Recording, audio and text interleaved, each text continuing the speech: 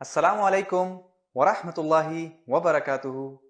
Welcome to our channel cure for ملحد، atheism کا علاج۔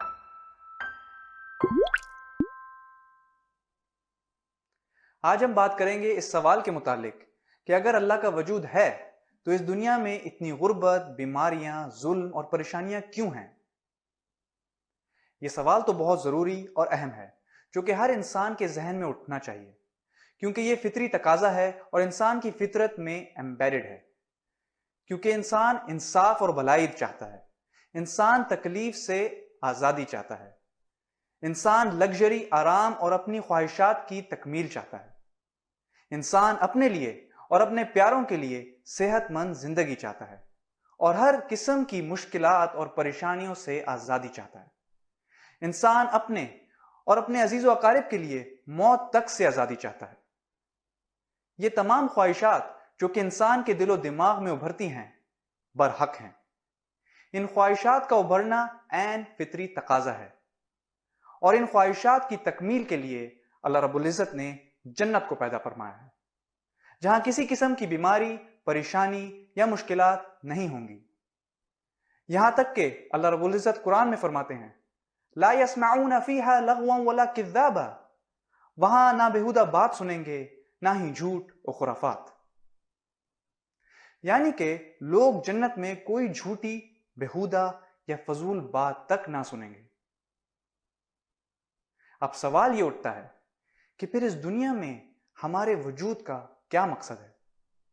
اس کے بارے میں اللہ رب العزت قرآن میں فرماتے ہیں وَلَنَبْلُوَنَّكُمْ بِشَيْءٍ مِّنَ الْخَوْفِ وَالْجُوعِ وَالنَّقْصِ مِّنَ الْأَمْوَالِ وَالْأَنفُسِ وَالثَّمَرَاتِ وَبَشِّرِ الصَّابِرِينَ، اور ہم ضرور خوف، بھوک اور جان و مال اور پھلوں کے نقصان سے تم لوگوں کو آزمائیں گے، اور خوشخبری ہے صبر کرنے والوں کے لیے۔ ایک اور مقام پہ اللہ رب العزت فرماتے ہیں زُيِّنَ لِلنَّاسِ حُبُّ الشُّهَوَاتِ مِنَ النِّسَاءِ وَالْبَنِينَ وَالْقَنَاطِيرِ الْمُقَنطَرَةِ مِنَ الذَّهَبِ وَالْفِضَّةِ وَالْخَيْلِ الْمُسَوَّمَةِ وَالْأَنْعَامِ وَالْحَرْثِ ذَلِكَ مَتَاعُ الْحَيَاةِ الدُّنْيَا وَاللَّهُ عِندَهُ حُسْنُ الْمَآبِ، یعنی کہ خوبصورت کر دی گئی ہے لوگوں کے لیے دنیا کی اٹریکٹیو چیزوں کی محبت، جیسے عورتیں، بیٹے اور جمع کیے ہوئے سونے اور چاندی کے خزانے اور برانڈڈ گھوڑے اور مال و مویشی اور کھیتیاں۔ یہ سب دنیا کی زندگی کا سر و سامان ہے، لیکن اللہ ہی کے پاس بہترین ٹھکانہ ہے۔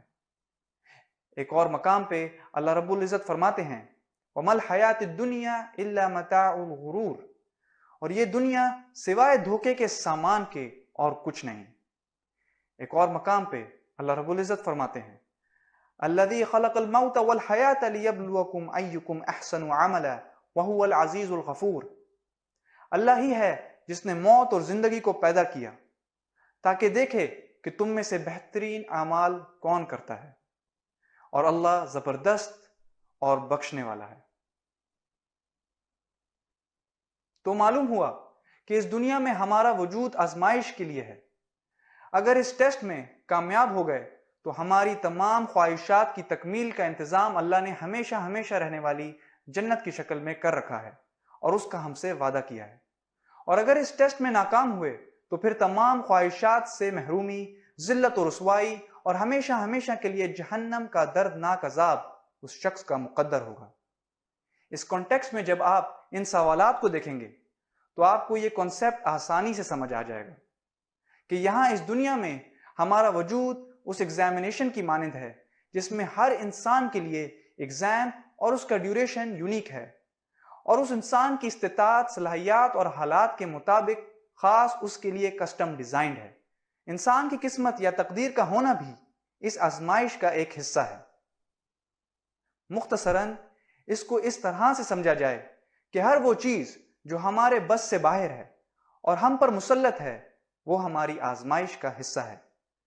تو کسی کو اللہ سبحانہ و تعالیٰ مال و دولت سے آزماتا ہے، اور کسی کو غربت اور مفلسی سے آزماتا ہے، کسی کو صحت دے کے آزماتا ہے تو کسی کو بیماری سے آزماتا ہے، کسی کو عزت و مرتبہ دے کے آزماتا ہے تو کسی کو ذلت اور رسوائی دے کے آزماتا ہے۔